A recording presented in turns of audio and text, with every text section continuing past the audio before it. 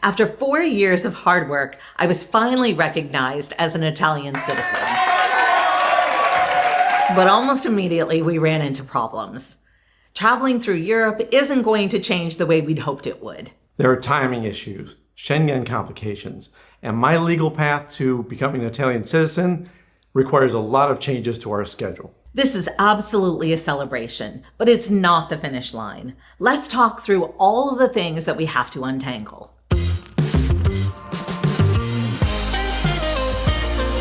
I'm Judy. And I'm Kevin. Welcome back to Finding Gina Marie, where we share our lives as full-time travelers and the connections we make along the way. Before we show you the actual moment, let's make one thing very clear. This was always bigger than just getting a passport. As many of you already know, I was adopted, and I only found my birth mother in 2020. But I have always had a fascination with my Italian heritage. I was trying to learn language when I was probably 10 years old, and I've always been just so interested in everything having to do with Italy. So when I found out that I could actually get Italian dual citizenship, it opened up a ton of doors, including our channel, Finding Gina Marie, and the idea of eventually settling in Italy, but then also this whole traveling full-time that we've been enjoying for the last 3.5 years. Now, when we were recording our last video, we just had finished, and Judy was looking at her email, as you do, you check up after you've been offline. And she got all excited. There's something here. There's something here. I said, well, let's turn on the camera. So we turned the camera back on, and that's why we captured this moment. I am so excited, and I cannot even believe it. And to be quite honest with you, I'm so excited, but I don't even know the full story here. I just got an email. We just finished recording a video for this week, and I was looking through, didn't even know what it was. And it says, I hope this email finds you well. I am glad to inform you that the court approved your case and you all have been recognized as Italian citizens. Oh my gosh. This is just unbelievable news. I mean, she saw it first and I went, are you sure? If we're not getting punked here? Like all I saw was hearing status scheduled for today, but the app shows something else. So they responded to an email that I sent in February when our case was first being filed. Or actually, I guess, when our hearing was scheduled. Yeah. So, you check these things every day or every other day. We've been watching it so much, you kind of give up that you're ever going to get an answer. So this is amazing. I'm mind-blowing. I am so excited. And this is like beyond our wildest dreams. Honestly, we have worked so hard for this. We started in February, I think, January of 2022. And actually, I think we had even investigated a little bit sooner than that. Right. We gave it 6 months thinking we weren't eligible, but then we went through the process, we applied, we paid a bunch of money, and then we worked steadily, gathering all of our paperwork, and spent way more money than we had really intended to. And redid so many documents because of different legal reasons or names being wrong. It just felt like it's a never-ending process of one more thing has to be fixed or changed.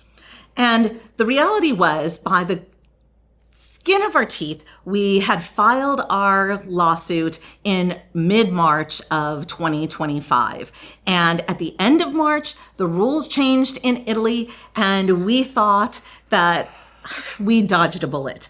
And then we were surprised because in Italy, we're in the Naples region, and it looked like there were 1,000 cases ahead of us. Yeah. And we didn't really expect for a hearing to happen for another 2 years after 2025. So we thought we wouldn't have anything until 2027. Because we had people that said they delayed it a year on us, which is like, don't do that. Our hearing then was suddenly scheduled for the end of February 2026. We had no idea, and there is no way to know how long it will take before a judge finally rules on your case. I have checked the app every single day. Now, I have to admit that I really haven't checked it this week.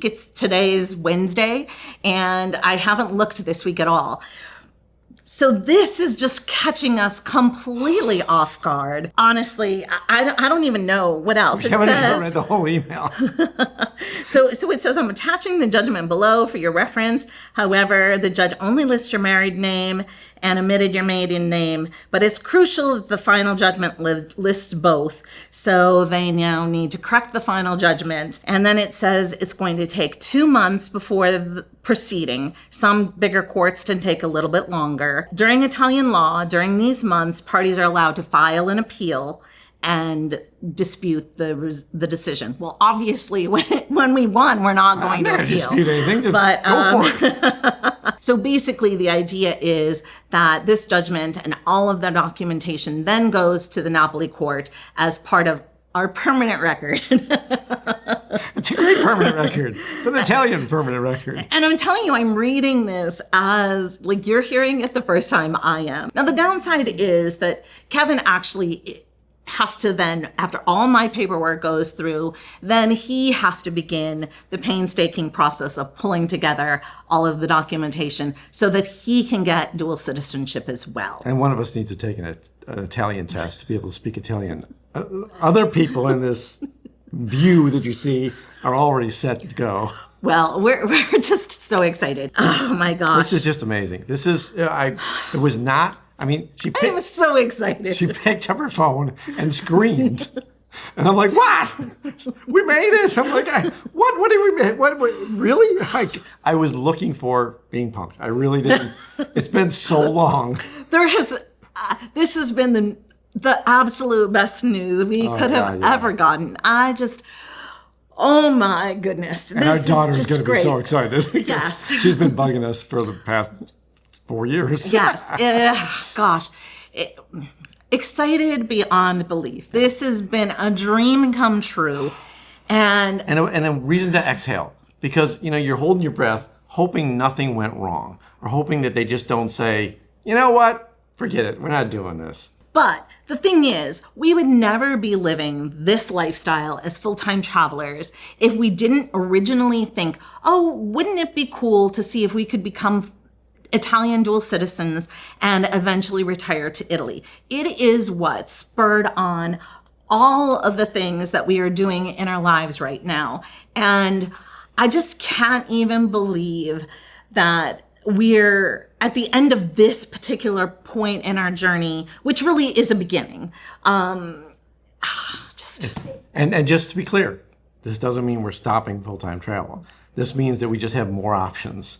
But there were a few nits that were a little more complicated than we expected them to be. The judgment didn't have my correct last name. In Italy, they used maiden names and the judge ruled for my married name. So that has to be fixed. Now, originally I thought, oh, that'll be a too easy process. But now we're discovering that it could take up to a year depending on how the judge rules. We know there are things going to be slower, but to have that real excitement and then right away get a little bit of a punch in the gut saying, well, it's not quite done yet. And the second part of it is that we need to have proof of residency, which for most people is not any issue at all. But since we travel full time, that's a little more complicated. Home is where we are isn't the answer they're looking for. They actually want you to have the same address that you're going to file the paperwork on as your ID show. Now, we're not really located anywhere. It's not a big deal. We're going to sort it out, but it is one more step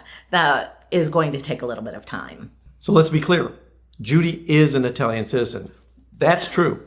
But without some sort of identification, some sort of paperwork proof, she can't use this identity as an Italian citizen. Right. So that means if I don't have a passport, nobody really cares except me that I'm an Italian citizen. Trust me, I'm Italian. And even if that passport showed up tomorrow, it wouldn't solve the bigger problem we have as a couple. One of the big reasons we wanted Judy to have her Italian citizenship is to make traveling through Europe a lot easier. The European Union has this thing called Schengen, which is a lot of countries that allow you to pass their borders without showing your passport. Because once you're in the Schengen zone, you're good. The problem is, if you're not a citizen of any of those Schengen countries, you have limitations. As Americans, we can only be in the Schengen countries 90 out of 180 days. And it's this rolling calculation that we have to deal with. Just because she's an Italian citizen doesn't suddenly give us this instant access to no more Schengen rules. At least it doesn't for Kevin. It does for me once I have a passport in hand. But it's complicated because of the new entry-exit system that the Schengen region just has been rolling out. It means that I go through a gate with a passport that shows that I'm an EU member, and Kevin doesn't. He can't walk through with me because the system doesn't recognize an American passport. The real situation is Judy could just travel without me. That's not our goal. I do want to travel with her. I do want to have the freedom she has, which is a huge issue for me to resolve. Nothing to do with Judy's paperwork. This is all on me. So yes, my citizenship opens a door, but it doesn't allow both of us to go in at the same time. We went through a bunch of different scenarios to see what could work that would give Kevin Schengen access the same way as I have Schengen access. Our first thought was, okay, what would it be for us to consider having residency in Italy? That would seem like it would solve the problem. The complications arise in that to be residents, it means that you're going to spend 6 months there every year, which also means that there are tax constraints, which are not ideal at this point in our lives. Kevin could live in Italy for an extended amount of time, more than every 90 days having to leave, but it doesn't give him free rein to access the rest of Europe. He still would be constrained by the 90-180 rules that I don't have to follow. Which was confusing for me. I was like, well, why wouldn't that just work? I mean, if you have Italian citizenship, why wouldn't residency give me that bonus? And some of the rules are, well, if you had residency in another Schengen country, now that opens the door because you are a resident of a country outside of Italy. Spain or France. Right.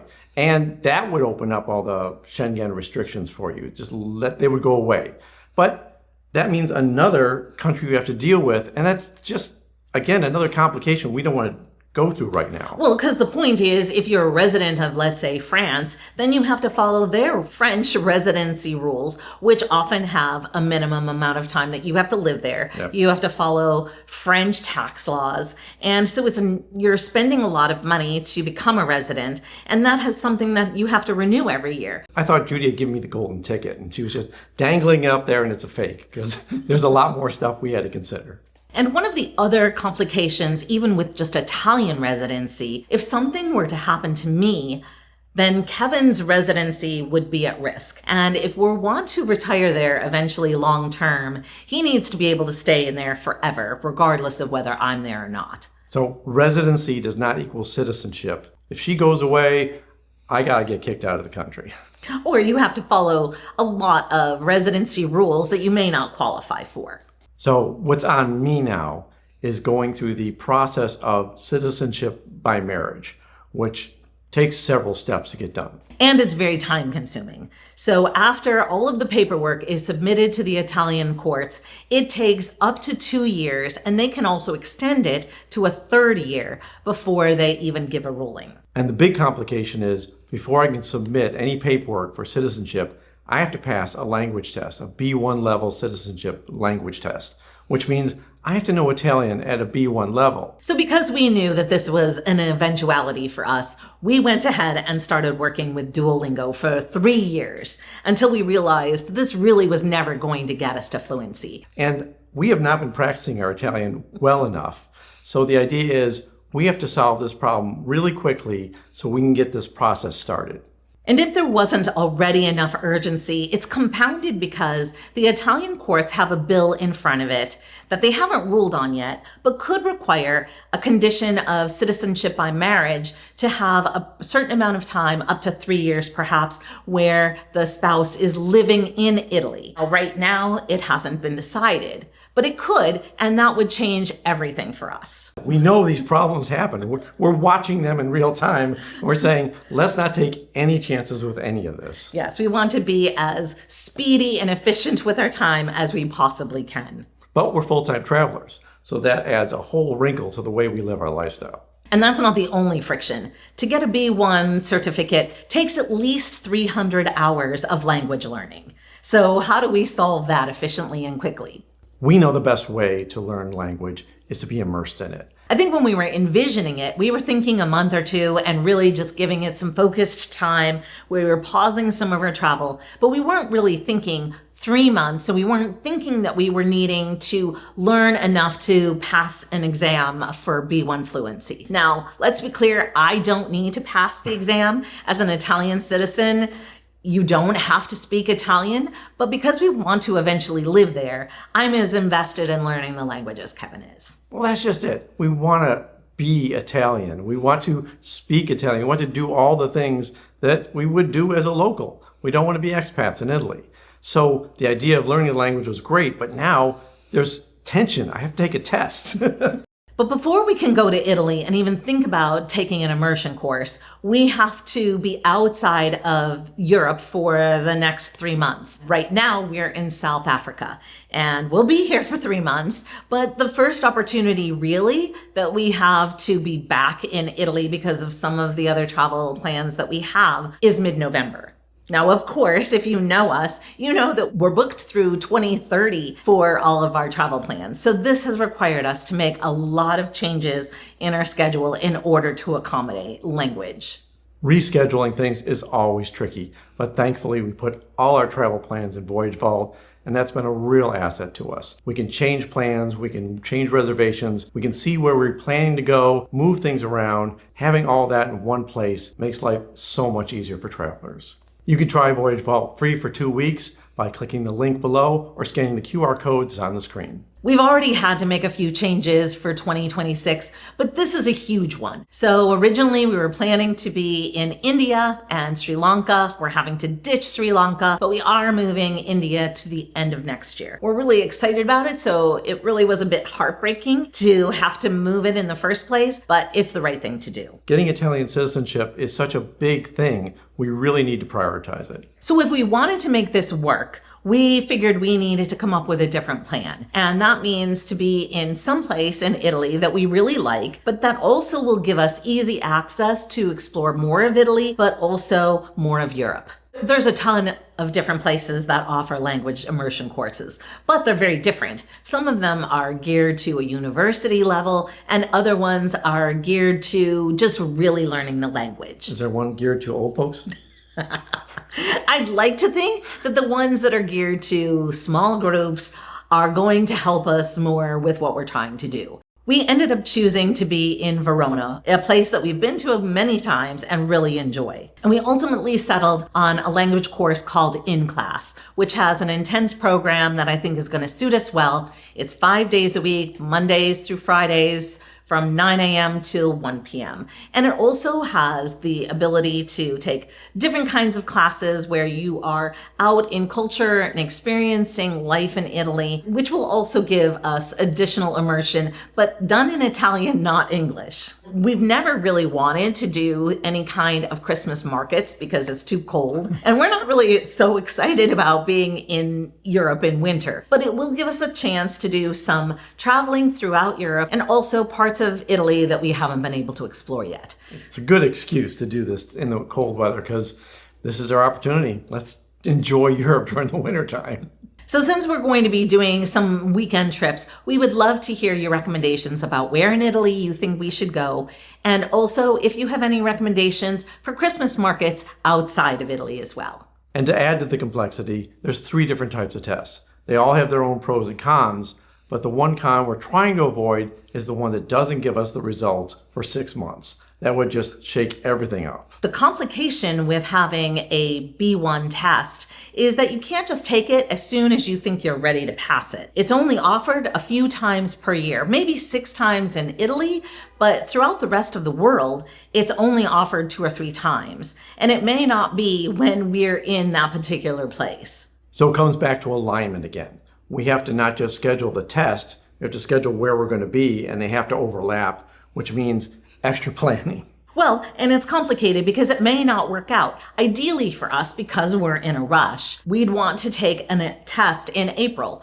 And unfortunately, that's a test that's not available everywhere. So it means we'd have to be back in Italy. But we don't have any more days. We're not technically able to be back in Italy until 90 days after mid-February. So for us, that creates another problem. They keep piling up. And then we realized another complication. We're going to be arriving midweek. Classes start on Monday, so we're going to lose the first week of classes. And then we were notified that because we overlap with Christmas and New Year's, those 2 weeks aren't going to be held. So we're really only getting 9 weeks of language learning, which is not ideal. We ended up making the decision to go to Tunisia for 2 weeks, a little bit longer, which will allow us to actually squeeze in an extra week of language learning. And it also pauses the Schengen clock. So we get to be in a warmer climate for 2 weeks over winter. And that's a positive thing. And it will be fun and we can enjoy ourselves. But also it will mean that we have 2 more weeks that we can use. We're not exactly sure when the 2027 schedule will come out, but we know then that in April, which is when it's usually held, we will have a week of time that we can use for you to take the test. Yeah. And not fail it. I got to pass this test. Having this immersive language training is wonderful, but I don't want to just start there. I want to start now, get my Italian legs under me as soon as possible. And that's partially because really 3 months when you're starting from nearly zero isn't enough time. It normally takes between 250 and 300 hours or more of language learning, and that is not 12 weeks. So we're going to be having to do a little bit more on top of that, which starting next week, we're going to get an italki tutor.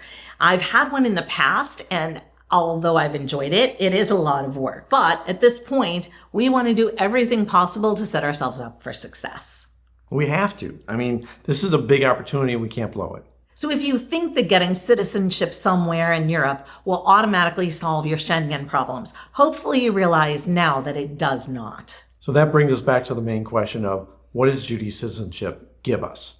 Well, it gives us a lot more things we have to get done. It complexifies some things, but it definitely gives us a path to success. Let's be clear. I am so excited to finally be recognized as an Italian citizen. This is a dream come true for me, and we really didn't think that it would happen. So the fact that it did is beyond our wildest dreams. And it could have gone much worse. They could have said no. We could have gone through an appeals process. It could have dragged out for more years than we ever expected. This is a gift. It took a long time for the paperwork in the US, but really the time in Italy was much faster than we expected. And that is a reminder to you, if you're in a similar situation, go ahead and get your B1 language test under your belt as soon as possible because you don't want to be scrambling like we are. Yeah, I would have really liked to have started my language learning in earnest earlier. I guess I was under denial that this was going to happen at any point. Especially as quickly as it did. So let's talk a little bit about what's going to change on the channel. We're still doing the channel. We're still traveling full time. None of that is changing. We'll still be putting out weekly videos. We aren't going to be spending more time in the Schengen region for the foreseeable future. Unfortunately. But we are going to have to do some videos from Italy that we probably wouldn't have planned on doing.